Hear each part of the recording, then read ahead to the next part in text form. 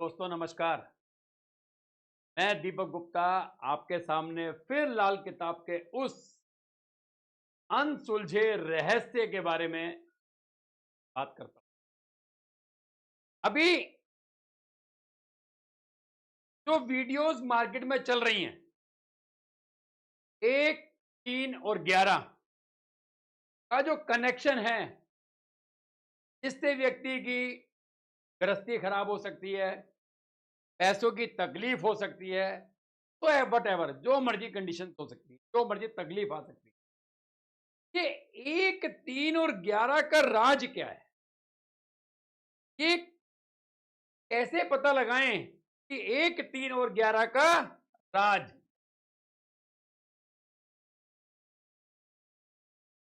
समझने के लिए हमें एक कुंडली की मदद लेनी।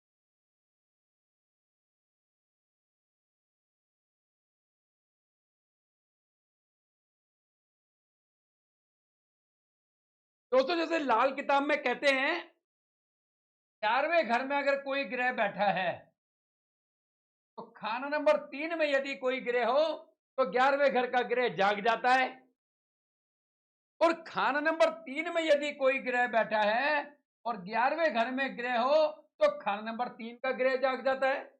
इसका मतलब है 11वें घर को ग्रह कौन जगाता है? तीसरा घर। तो 11वें घर को ग्रह कौन जगा रहा है? तीसरा घर। यह बात अर्ध सत्य है।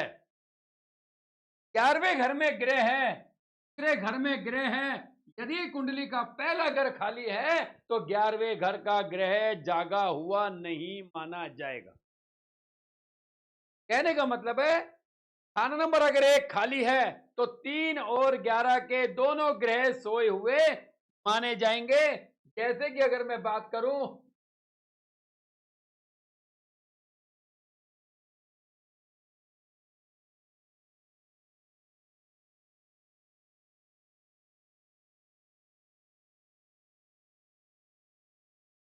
कहने का मतलब है,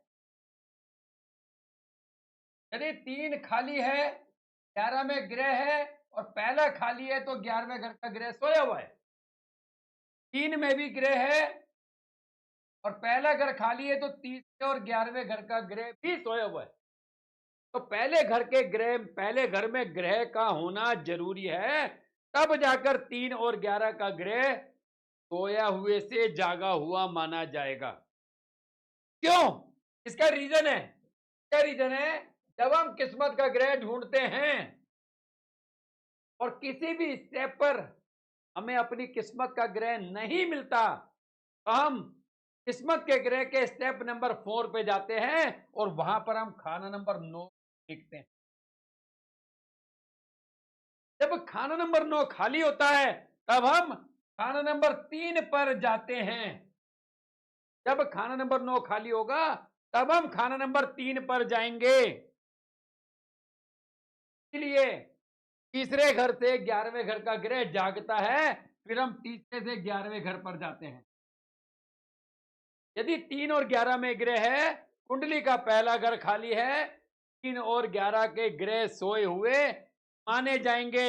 इसका मतलब ये हो गया, यदि खाना नंबर 3 और 11 में ग्रह है और पहला घर खाली है,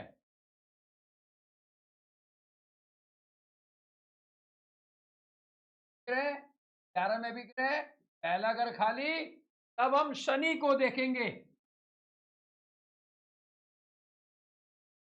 शनि के हालात से 3 और 11 के ग्रह जो सोए हुए हैं, वो इसलिए सोए हुए हैं क्योंकि पहला घर खाली है। तो शनि के हालात को देखेंगे। शनि कुंडली में जैसा होगा, 3 और 11 का ग्रह वैसा होगा। यदि शनि कुंडली में मंदा होगा तो 3 और 11 का ग्रह मंदा होगा। यदि 3 और 11 में ग्रह हैं, पहले घर में भी ग्रह है, तब हम शनि को नहीं देखेंगे।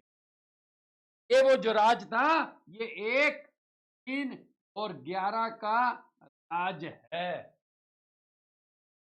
उस छोटी सी भाषा में अगर मैं बोलूं, लाल किताब के अंदर दृष्टि के माध्यम से यदि 11वें घर में ग्रह है और तीसरा घर खाली है तो वह ग्रह सोया हुआ माना जाता है।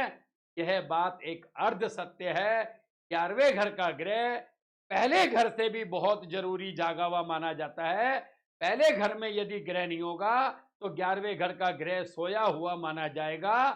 3 और 11 दोनों में ग्रह हैं, पहले घर में ग्रह नहीं है तो 3 और 11 दोनों के ग्रह सोए हुए माने जाएंगे, क्योंकि पहले घर के ग्रह की टांगे खाना नंबर। शनि को हमने इसलिए लिया क्योंकि कुंडली का 11वां घर हमारी पिंडली है, हमारी टांगे हैं। यदि 3 और 11 में ग्रह हो, कुंडली का पहला घर खाली हो, या 3 में ग्रह नहीं है, 11वें घर में ग्रह है, कुंडली का पहला घर खाली है, तो कुंडली चलेगी शनि के हिसाब से। यदि 1 में भी ग्रह, 3 में भी ग्रह और 11 में भी ग्रह है, तब हम शनि की कंडीशन को, ये जो राज था 1, 3 और 11 का जो राज है वो हमें यहां से पता लगता है। यदि 1 में 3 में ग्रह, 1 में ग्रह, 11 में ग्रह, तो गृहस्थी भी अच्छी, संपत्ति भी अच्छी, धन भी अच्छा। यदि पहले घर में ग्रह नहीं है तो गृहस्थी, संपत्ति और धन की स्थिति देखने के लिए कुंडली में शनि को आंकना पड़ेगा, तब जाकर हम बताएंगे 1, 3 और 11 के राज को। मिलते हैं दोस्तों, ऐसे बहुत से अनसुलझे सवालों को लेकर मैं आपके सामने आता रहूंगा। अपना प्यार बनाए रखें, कमेंट जरूर करें, तो हो सके तो चैनल को सब्सक्राइब भी जरूर करें। धन्यवाद।